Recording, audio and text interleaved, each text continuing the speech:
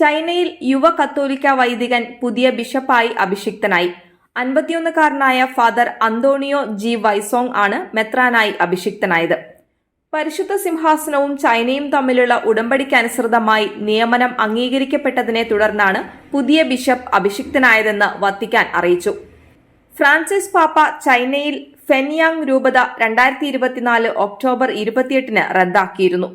തുടർന്ന് അന്ന് തന്നെ സ്ഥാപിച്ച ലുലിയാങ് രൂപതയുടെ പ്രഥമ ഭരണസാരഥിയാണ് പുതിയ മെത്രാൻ അന്തോണിയോ ജി വൈസോങ്.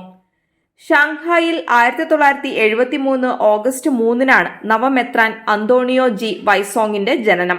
ബൈജിംഗിലെ സെമിനാരിയിൽ വൈദിക പഠനം പൂർത്തിയാക്കിയ അദ്ദേഹം 2001 ഒക്ടോബർ 14 പൗരോഹിത്യം സ്വീകരിച്ചത്.